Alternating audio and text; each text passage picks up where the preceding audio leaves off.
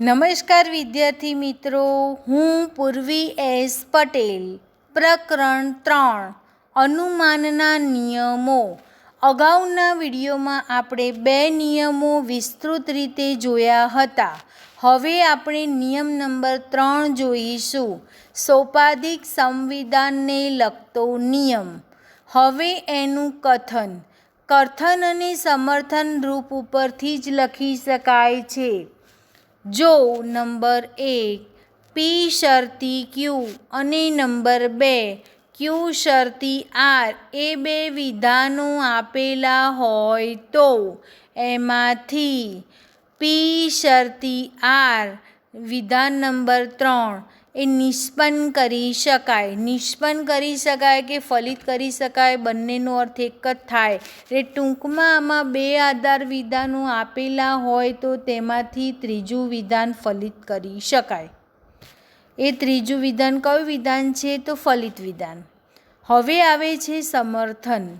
જો નંબર 1 પી શરતી ક્યુ અને નંબર 2 ક્યુ શરતી આર એ 2 વિધાનો સત્ય હોય તો નંબર 3 પી શરતી આર વિધાન અસત્ય હોઈ શકે નહીં, અર્થાત સત્ય જ હોય છે. કારણ કે જો પ્રથમ 2 શરતી વિધાનો સત્ય હોય તો શરતી વિધાનના સત્યતા મૂલ્યના નિયમ પ્રમાણે ત્રીજું વિધાન અસત્ય હોઈ શકે નહીં, અર્થાત સત્ય જ હોય છે. તમે અહીંયા કોઠો દોર્યો છે, જોઈ શકો છો કે પી પ્રથમ વિધાન, ક્યુ બીજું વિધાન, પી શરતી ક્યુ ત્રીજું વિધાન. તો અહીંયા તમે જોઈ શકો છો કે પ્રથમ 2 વિધાનો સત્ય છે, તેથી ત્રીજું વિધાન પણ સત્ય જોવા મળે છે. હવે તેનું રૂપ પી શરતી ક્યુ, ક્યુ શરતી આર માટે પી શરતી આર. તો અહીંયા તમે જોઈ શકો છો કે રૂપની અંદર ક્યુ ફલિત વિધાનમાં ઉડી ગયા એટલે અહીંયા લખાયા નથી. ક્યુ સરખા છે એટલે આપણે એને લખવાના નહીં. તો ફલિત વિધાનમાં પી શરતી આર એમ લખી શકાય છે. હવે દલીલના રૂપનું સત્યતા કોષ્ટક એટલે કે આ રૂપનું સત્યતા કોષ્ટકની અંદર સાદા વિધાનની સંખ્યા 3 છે. જો સાદા વિધાનની સંખ્યા 3 હોય તો હરોળ કેટલી બને? 8. 2 દુ 4, 4 દુ 8 અને હરોળ 8 બને છે. તો આની અંદર પી ક્યુ આરમાં ટી અને એફની ગોઠવણી કરી દઈએ તો પીની અંદર 4T 4F, ક્યુની અંદર 2T 2F 2T 2F, આરની અંદર 1T 1F 1T 1F 1T 1F 1T 1F. હવે પ્રથમ આધાર વિધાન છે પી શરતી ક્યુ, બીજું આધાર વિધાન છે ક્યુ શરતી આર અને ત્રીજું ફલિત વિધાન છે પી શરતી આર. તો ત્રણેયમાં શરતીનો નિયમ અપનાવવાનો છે. તો પી શરતી ક્યુમાં આપણે કયો સ્તંભ જોઈશું? પહેલો અને બીજો. તો પહેલા અને બીજાની અંદર શરતી વિધાનનો નિયમ અપનાવીશું. શરતી વિધાનનો નિયમ શું છે? TF બરાબર F, બાકીના બધા ટી. તો TF કઈ હરોળમાં જોવા મળ્યા? ત્રીજી અને ચોથી. ત્રીજી અને ચોથીમાં F મૂકી દઉં છું, બાકીના બધા ટી મૂકું છું. હવે આવે છે ક્યુ શરતી આર. તો ક્યુ શરતી આરમાં પણ શરતી વિધાનનો નિયમ અપનાવવાનો. તો ક્યુ શરતી આરમાં તમે જોઈ શકો છો કે હરોળ નંબર 2 અને હરોળ નંબર 6ની અંદર TF છે એટલે હું F મૂકું છું, બાકીના બધા ટી મૂકી દઉં છું. હવે પી શરતી આરમાં પણ કયો નિયમ અપનાવવાનો છે? શરતી વિધાનનો. તો પી શરતી આરની અંદર બીજી હરોળમાં TF છે, ત્યાર પછી ચોથી હરોળમાં TF છે, બાકીના બધા ટી. હવે દલીલના રૂપનું પ્રામાણ્ય જોઈશું. આ પ્રામાણ્ય સત્યતા કોષ્ટક ઉપરથી લખીશું.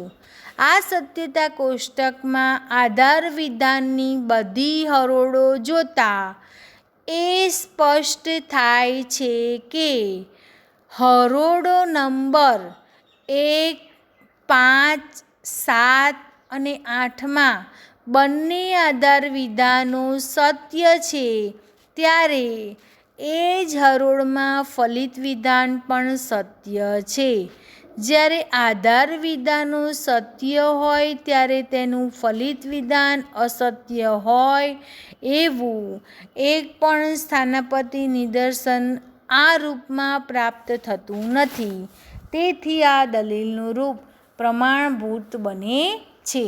એટલે કે આધાર વિધાનમાં જેટલા ટી છે એટલા ટીની સામે ફલિત વિધાનમાં ટી આવ્યું હોવાથી આ દલીલનું રૂપ પ્રમાણભૂત બને છે. જો કે 8 નિયમો પ્રમાણભૂત દલીલના જ છે. હવે આવે છે સંક્ષેપ. સંક્ષેપનો અર્થ થાય છે ટૂંકું નામ. આ નિયમને અંગ્રેજીમાં હાઇપોથેટિકલ સાયલોજિઝમ કહે છે. તેથી આ નિયમને સંક્ષેપમાં HS તરીકે ઓળખવામાં આવે છે. હવે આવે છે નિયમ નંબર 4, વૈકલ્પિક સંવિધાનને લગતો નિયમ. હવે વિદ્યાર્થી મિત્રો આમાં બુદ્ધિ વાપરવાની છે. ગુજરાતીમાં એનું નામ આપ્યું વૈકલ્પિક. તો વૈકલ્પિકની અંદર કયું કારકનો ઉપયોગ થશે? તો વિકલ્પનનો. શબ્દ ઉપરથી જ અર્થ તમને ખબર પડી જાય. કથન અને સમર્થન શેના ઉપરથી લખીશું? તો રૂપ ઉપરથી. જો નંબર 1 પી વિકલ્પન ક્યુ અને નંબર 2 નિષેધ પી એ બે વિધાનો આપેલા હોય તો એમાંથી ક્યુ વિધાનને નિષ્પન્ન કરી શકાય છે. એટલે કે બે વિધાનો ઉપરથી ત્રીજું વિધાન ફલિત કરી શકાય છે. હવે આવે છે સમર્થન. સમર્થનમાં શું બતાવવાની? આધાર વિધાનની સત્યતા અને ફલિત વિધાનની સત્યતા. જો નંબર 1 પી વિકલ્પન ક્યુ અને નંબર 2 નિષેધ પી એ બે વિધાનો સત્ય હોય તો નંબર 3 ક્યુ એ વિધાન પણ સત્ય જ હોય છે. કારણ કે જો પી વિકલ્પન ક્યુ એ વૈકલ્પિક વિધાન સત્ય હોય અને એનો એક વિકલ્પ પી એ અસત્ય હોય તો વૈકલ્પિક વિધાનના સત્યતા મૂલ્યના નિયમ પ્રમાણે એનો બીજો વિકલ્પ ક્યુ અસત્ય હોઈ શકે નહીં, અર્થાત સત્ય હોવો જોઈએ. અહીંયા તમે જોઈ શકો છો કે મેં વિકલ્પન વિધાનનો એક કોઠો રજૂ કર્યો છે. એની અંદર તમે જુઓ કે પી વિકલ્પન ક્યુ સત્ય છે, એનો એક વિકલ્પ પી અસત્ય છે, તો ક્યુ કેવો બન્યો? સત્ય બન્યો. હવે આવે છે રૂપ. તો આની અંદર પી વિકલ્પન ક્યુ નિષેધ પી માટે ક્યુ એ રૂપ છે. હવે કોઈ જગ્યાએ એવું પણ બને છે કે દાખલાની અંદર બીજું રૂપ પણ વપરાય, તો બીજા રૂપમાં શું હોઈ શકે? પી વિકલ્પન ક્યુ નિષેધ ક્યુ માટે પી, તો એ દાખલાની અંદર એ બીજા રૂપનો ઉપયોગ કરી શકાય છે. હવે આવે છે દલીલના રૂપનું સત્યતા કોષ્ટક.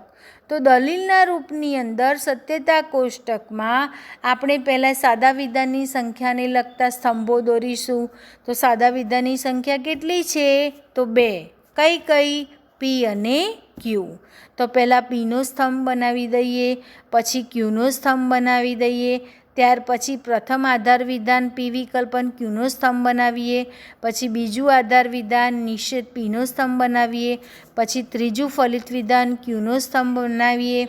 હવે ટી અને એફની ગોઠવણી કરી દઈએ. 2 સાદા વિધાન છે એટલે પીની અંદર 2 ટી 2 એફ આવશે, ક્યુની અંદર 1 ટી 1 એફ 1 ટી 1 એફ. હવે પ્રથમ આધાર વિધાનમાં કોનો નિયમ અપનાવવાનો? તો વિકલ્પન વિધાનનો નિયમ અપનાવવાનો. વિકલ્પન વિધાનનો નિયમ યાદ કરો, એફ બરાબર એફ, બાકીના બધા ટી. તો ચોથા નંબરની હરોળમાં જુઓ, એફ બરાબર એફ આવે છે, બાકીના બધા ટી આવે છે. હવે નિષેધ પી બીજું આધાર વિધાન જુઓ. હવે પી કયા સ્તંભમાં છે? સ્તંભ નંબર 1માં. તો સ્તંભ નંબર 1માં જે છે એનું વિરોધી વિધાન લખી દેવાનું. 2 ટી છે અને 2 એફ છે, એની જગ્યાએ હું નિષેધ પીમાં લખું છું 2 એફ અને 2 ટી. હવે ત્રીજું ફલિત વિધાન કયું છે? ક્યુ. તો ક્યુ આગળ આવી ગયું છે સ્તંભ નંબર 2માં. તો સ્તંભ નંબર 2માં જે પણ ટી અને એફ ગોઠવાયેલા છે એના એ જ ફલિત વિધાનમાં ઉતારી દેવાના. T F T F. હવે આ સત્યતા કોષ્ટક ઉપરથી આપણે એનું પ્રામાણ્ય લખીશું. ઉપરના સત્યતા કોષ્ટકમાં આધાર વિધાનની બધી જ હરોળો જોતા એ સ્પષ્ટ થાય છે કે કેવળ ત્રીજી હરોળમાં બંને આધાર વિધાનો સત્ય છે અને આ જ હરોળમાં ફલિત વિધાન પણ સત્ય છે. જ્યારે આધાર વિધાનો સત્ય હોય ત્યારે તેનું ફલિત વિધાન અસત્ય હોય એવું એક પણ સ્થાનાપત્તિ નિદર્શનનું આ રૂપમાં પ્રાપ્ત થતું નથી.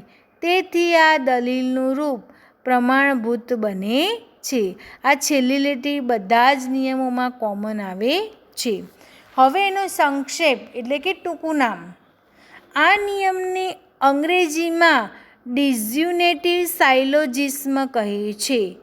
તેથી આ નિયમને સંક્ષેપમાં ડીએસ તરીકે ઓળખવામાં આવે છે. હવે આપણે આ બે નિયમના ટૂંકમાં ઉદાહરણો જોઈએ. તો દલીલનું રૂપનું ઉદાહરણ હવે તમે અહીંયા જોઈ શકો છો કે એક્સ વિકલ્પન ઝેડ કૌંસની અંદર શરતી વિધાન અને કૌંસની અંદર વાય સમુચ્ચય ઝેડ. હવે વાય સમુચ્ચય ઝેડ કૌંસની અંદર પછી શરતી વિધાન ટી સમુચ્ચય ડબલ્યુ કૌંસ પૂરો. કૌંસની અંદર એક્સ વિકલ્પન ઝેડ કૌંસ પૂરો શરતી વિધાન કૌંસની અંદર ટી સમુચ્ચય ડબલ્યુ. હવે તમે આમાં જોઈ શકો છો કે 3 શરતી વિધાનો છે અને પહેલા શરતી વિધાનમાં અને બીજા શરતી વિધાનમાં વાય સમુચ્ચય ઝેડ કાઢી નાખો એટલે કે ઉડી ગયા. તો રહ્યા શું? એક્સ વિકલ્પન ઝેડ કૌંસમાં શરતી વિધાન ટી સમુચ્ચય ડબલ્યુ કૌંસમાં. તો આ કયું રૂપ અપનાવવામાં આવ્યું છે એટલે કે કયું રૂપ કહી શકાય? પી શરતી ક્યુ, ક્યુ શરતી આર માટે પી શરતી આર એચએસનું રૂપનો ઉપયોગ થયો. હવે આપણે ઉદાહરણ નંબર 2 જોઈએ. તો તમે જોઈ શકો છો કે મોટા કૌંસની અંદર નાનો કૌંસ પી સમુચ્ચય ક્યુ કૌંસ પૂરો સમુચ્ચય આર મોટો કૌંસ પૂરો શરતી વિધાન નાના કૌંસમાં એસ સમુચ્ચય ટી નાનો કૌંસ પૂરો. હવે બીજા આધાર વિધાનમાં એસ સમુચ્ચય ટી શરતી જે શરતી કે કૌંસમાં અને માટે કરીને ફલિત વિધાન એમાં મોટા કૌંસની અંદર નાનો કૌંસ પી સમુચ્ચય ક્યુ નાનો કૌંસ પૂરો સમુચ્ચય આર શરતી નાના કૌંસમાં જે શરતી કે. તો અહીંયા તમે જોઈ શકો છો કે બંને આધાર વિધાનમાં એસ સમુચ્ચય ટી ઉડી ગયા એટલે ત્રીજું ફલિત વિધાન પણ શરતી પ્રકારનું આવ્યું. એટલે અહીંયા 3 શરતી છે એટલે કયો નિયમ અપનાવવામાં આવે છે? એચએસનો. રૂપ પી શરતી ક્યુ, ક્યુ શરતી આર માટે પી શરતી આર. હવે આવે છે ઉદાહરણ નંબર 3. તો એની અંદર નિષેધ કૌંસની અંદર પી સમુચ્ચય ક્યુ કૌંસ પૂરો વિકલ્પન આર આરનો નિષેધ કરેલો છે બીજા આધાર વિધાનમાં અને ત્રીજા આધાર વિધાનમાં નિષેધ કૌંસની અંદર પી સમુચ્ચય આર. તો અહીંયા તમે જોઈ શકો છો કે વિકલ્પનનો ઉપયોગ કર્યો અને બંનેમાંથી એકનો નિષેધ કરેલો છે એટલે કયો નિયમ વાપરવામાં આવ્યો છે? ડીએસનો. પી વિકલ્પન ક્યુ નિષેધ ક્યુ માટે પી. ઉદાહરણ નંબર 4. કૌંસની અંદર ઈ સમુચ્ચય એફ કૌંસ પૂરો વિકલ્પન નિષેધ કૌંસમાં જી સમુચ્ચય કે કૌંસ પૂરો. બીજા આધાર વિધાનમાં પ્રથમ વિભાગનો નિષેધ કરેલો છે એટલે કે નિષેધ કૌંસમાં ઈ સમુચ્ચય એફ કૌંસ પૂરો માટે નિષેધ કૌંસની અંદર જે સમુચ્ચય કે એટલે કે બીજા આધાર વિધાનમાં ઉપરમાં પહેલા આધાર વિધાનમાં પહેલા ભાગનો નિષેધ કરેલો છે અને બીજા ભાગને સ્વીકાર કરવામાં આવ્યો છે. તો વિકલ્પન આવ્યું તો કયો નિયમ લાગુ પડે? તો ડીએસનો. પી વિકલ્પન ક્યુ નિષેધ પી માટે ક્યુ. હવે આવે છે ખાલી જગ્યા પૂરીને રૂપ લખો. તો મેં તમને પહેલાં જ કીધું હતું વિદ્યાર્થી મિત્રો કે આ 2 માર્ક્સનો પ્રશ્ન પૂછાય છે. આમાં એકલી ખાલી જગ્યા લખશો કે એકલું રૂપ લખશો તો 1 જ માર્ક મળશે, પણ 2 લખશો તો 2 માર્ક મળશે. હવે આપણે ખાલી જગ્યામાં જોઈએ છીએ. પહેલાં તો આપણે ધ્યાન રાખવાનું કે કયા કારકનો ઉપયોગ કરવામાં આવ્યો છે. તો પ્રથમ આધાર વિધાનમાં શરતી કારક છે, ત્રીજા આધાર ફલિત વિધાનમાં પણ શરતી કારક છે, તો બીજા આધાર વિધાનમાં પણ શરતી આવશે. તો અહીંયા 3 શરતી બન્યા, બરાબર. અહીંયા 3 શરતી બન્યા તો આપણે ઉતાર્યું કોને? પી શરતી ક્યુ. તમે જોઈ શકો છો કે ક્યુ શરતી આર માટે પી શરતી આર. તો અહીંયા તમે જુઓ છો કે ટી સમુચ્ચય ડબલ્યુ એ સરખા છે એટલે એને આપણે કાઢી નાખ્યા. તો કયો નિયમ લાગુ પડ્યો? એચએસનો. બીજા ઉદાહરણમાં પણ એવું જ છે. તો પહેલું શરતી છે, ત્રીજું શરતી છે, તો વચ્ચેનું કેવા પ્રકારનું હશે? શરતી પ્રકારનું. તો અહીંયા શરતી પ્રકારમાં ક્યુ શરતી તમે આરને મૂકો છો તો અહીંયા નિયમ કયો વાપરવામાં આવ્યો? પી શરતી ક્યુ, ક્યુ શરતી આર માટે પી શરતી આર. એચએસનો નિયમ વાપરવામાં આવ્યો. પછી ત્રીજા નંબરનું ઉદાહરણ, જે વિકલ્પન કૌંસમાં કે સમુચ્ચય આર કૌંસ પૂરો, અહીંયા ક્યુનો નિષેધ કરવામાં આવ્યો છે માટે પી, એટલે વિકલ્પન વપરાયું તો કયો નિયમ વાપરવામાં આવ્યો છે? ડીએસનો. પી વિકલ્પન ક્યુ નિષેધ ક્યુ માટે પી. હવે આવે છે નિયમ નંબર 5, વિધિવાચક દ્વિગાનુમાનને લગતો નિયમ. તો અહીંયા નામ પરથી જ તમને ખબર પડી જશે કે દ્વિગા એટલે મુશ્કેલીઓ. તો આ નિયમ એવો છે કે મુશ્કેલી ભરેલો. તમે દાખલામાં આ નિયમનો ઉપયોગ કરવા બેસશો તો તમને થોડીક મુશ્કેલી ઊભી થશે, અડચણ ઊભી થશે, એટલે આનું નામ દ્વિગા આપેલું છે. તો અહીંયા કથન અને સમર્થન આપણે રૂપ ઉપરથી જ લખીશું.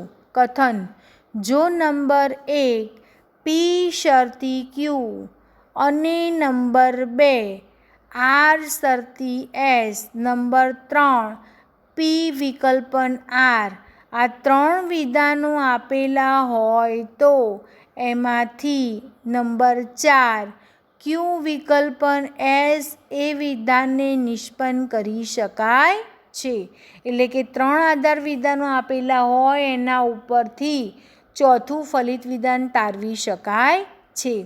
હવે સમર્થન, જો નંબર 1 પી શરતી ક્યુ અને નંબર 2 આર શરતી એસ, નંબર 3 પી વિકલ્પન આર એ 3 વિધાનો સત્ય હોય તો ક્યુ વિકલ્પન એસ એ વિધાન પણ કેવું હોય છે?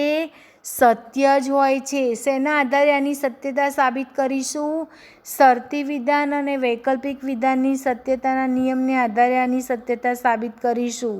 એટલે કહ્યું છે કારણ કે જો પહેલા 2 શરતી વિધાનો અને આ 2 શરતી વિધાનોના પૂર્વાંગો જેના વિકલ્પ છે તેવું વૈકલ્પિક વિધાન સત્ય હોય તો શરતી વિધાન અને વૈકલ્પિક વિધાનના સત્યતા મૂલ્યના નિયમો તેમજ પહેલા 2 શરતી વિધાનોના ઉતરાંગો જેમાં વિકલ્પો છે એવું ક્યુ વિકલ્પન એસ એ વૈકલ્પિક વિધાન અસત્ય હોઈ શકે નહીં, અર્થાત એ સત્ય જ હોય છે.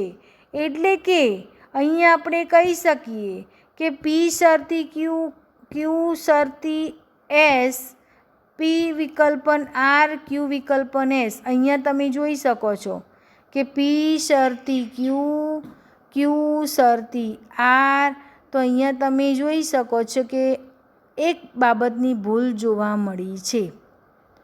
અહીંયા પી શરતી ક્યુ શરતી એસ છે એટલે ક્યુની જગ્યાએ આપણે આર મૂકીશું. તો અહીંયા એક ભૂલ છે એટલે ભૂલને સુધારી દેજો. રૂપ ખોટું લખાયું છે. રૂપમાં આપણે એમ કહી શકીએ પી શરતી ક્યુ, આર શરતી એસ, પી વિકલ્પન આર માટે ક્યુ વિકલ્પન એસ.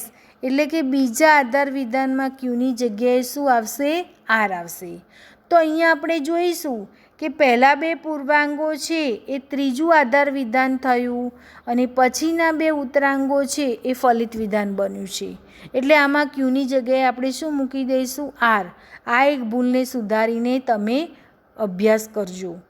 તો અહીંયા આપણે જોડકા બદલી કાઢ્યા છે. ત્રીજા આધાર વિધાનમાં પહેલાં બેને લીધા પૂર્વાંગને અને ચોથા ફલિત વિધાનમાં આપણે પછીના બે ઉત્તરાંગને લીધા છે. હવે આપણે દલીલના રૂપનું સત્યતા કોષ્ટક જોઈશું. તો વિદ્યાર્થી મિત્રો આની અંદર સાદા વિધાન કેટલા છે? 4 છે. હવે જો સાદા વિધાન 4 હોય તો હરોળ કેટલી બને છે? 16 બને છે. કેવી રીતે? તો 2 દુ 4, 4 દુ 8, 8 દુ 16.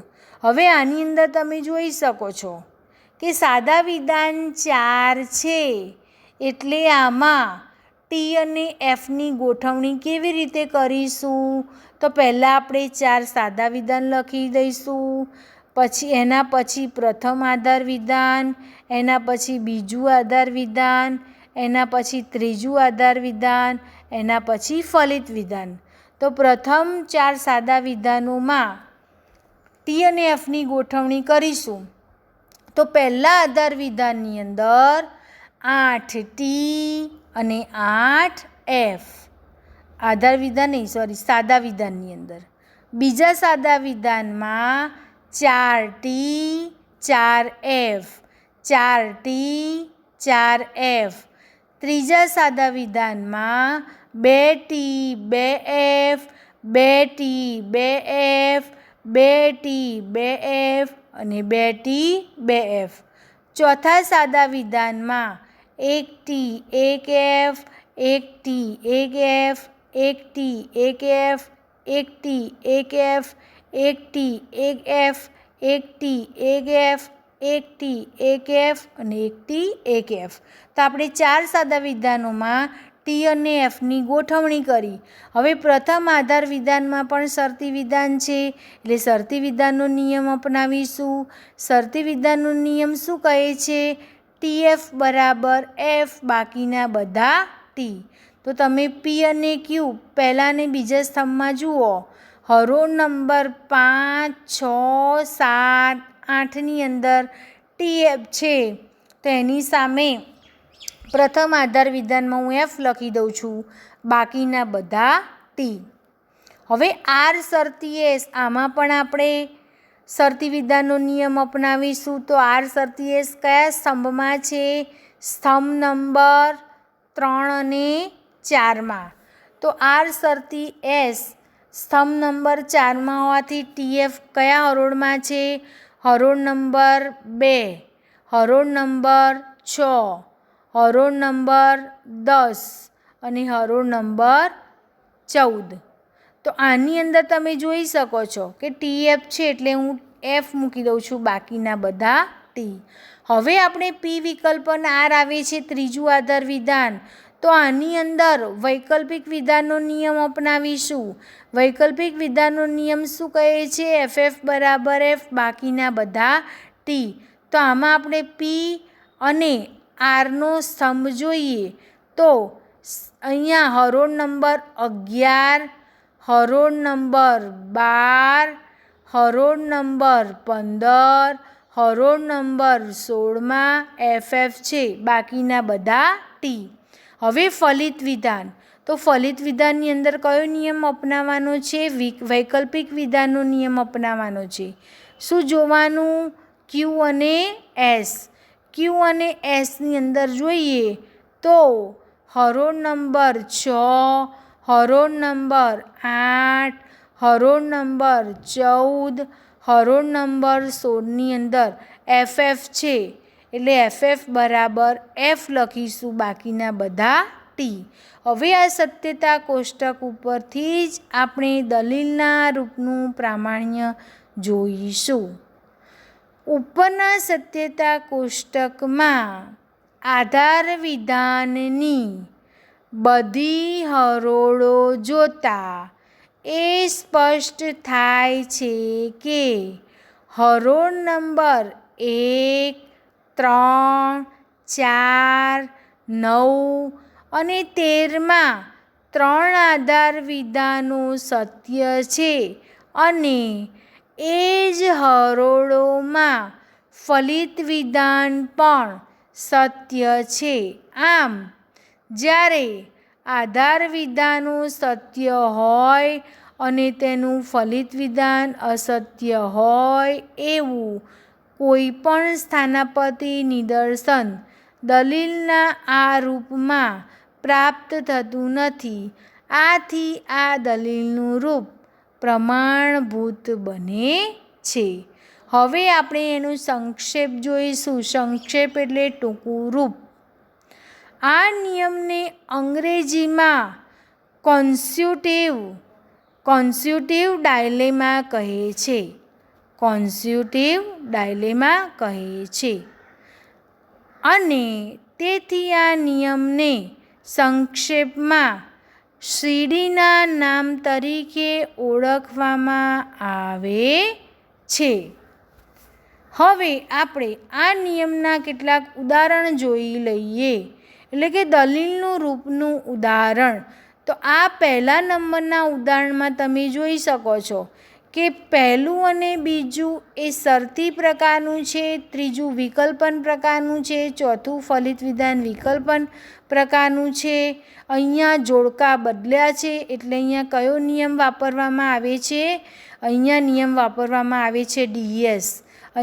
CD. અહીંયા ભૂલથી મેં HS લખ્યો છે, પણ CDનો નિયમ લખવાનો. હવે બીજા ઉદાહરણની અંદર પણ એવું જ છે. પહેલાં 2 શરતી વિધાન પ્રકારના છે, ત્રીજું આધાર વિધાન વિકલ્પન પ્રકારનું છે, ચોથું ફલિત વિધાન વિકલ્પન પ્રકારનું છે. ત્રીજા અને ચોથામાં જોડકા બદલાઈ ગયા. અહીંયા પણ HS લખ્યું છે, પણ HSની જગ્યાએ શું લખવાનું છે? CD. એટલે કે P શરતી Q, R શરતી S, P વિકલ્પન R માટે Q વિકલ્પન S. તો અહીંયા ભૂલથી HS લખ્યું છે, એની જગ્યાએ આપણે શું લખવાનું છે? CD. હવે ખાલી જગ્યા પૂરીને રૂપ લખો. અહીંયા પણ HS લખ્યું છે, પણ HSની જગ્યાએ CD લખી દેવાનું. 2 શરતી વિધાન અને 2 વૈકલ્પિક વિધાન. તો અહીંયા ખાલી જગ્યા પૂરવાની છે. તો તમે જોઈ શકો છો કે આ ખાલી જગ્યા રૂપ ઉપરથી પણ તમે પૂરી શકો છો. તો અહીંયા P શરતી Q, Q શરતી R શરતી S, P વિકલ્પન R માટે Q વિકલ્પન S. પ્રથમ 2 એ ત્રીજા આધાર વિધાનમાં વૈકલ્પિક વિધાનમાં મૂકી દીધા છે અને પછીના 2 ઉતરાંગો એ ફલિત વિધાનમાં મૂકેલા છે. તો પહેલાં 2 શરતી અને પછીના 2 વિકલ્પન એ કયા નિયમનું રૂપ છે? તો CDનું. તો HSની જગ્યાએ અહીંયા CD લખવું. બીજા ઉદાહરણમાં પણ એવું જ છે. 2 શરતી વિધાનો છે અને પછી વૈકલ્પિક વિધાન છે 2. તો આની અંદર તમે જોઈ શકો છો કે પહેલાં 2 આધાર વિધાનમાં પૂર્વાંગો એ ત્રીજામાં વૈકલ્પિક તરીકે મૂક્યા છે અને પછીના 2 ઉતરાંગો એ ફલિત વિધાનમાં 2 વિધાનો તરીકે મૂક્યા છે. તો પહેલાં 2 શરતી અને પછીના 2 વિકલ્પન છે એ CDના નિયમનું રૂપ તરીકે મૂકી શકાય છે. તો આ રીતે મેં તમને આ ઉદાહરણો સ્વાધ્યાયમાંથી જ પૂરા પાડ્યા છે. એટલે કે સ્વાધ્યાયના ઉદાહરણો તમને નિયમ ઉપરથી જ લખ્યા છે. એટલે તમારા લેસનમાં આ સ્વાધ્યાયના ચોપડામાં લખવાનું નથી. આનો જે પેજ લખવાનો ચોપડો બનાવ્યો છે એની અંદર આ પેજ બધા જ ઉતારી દેવા.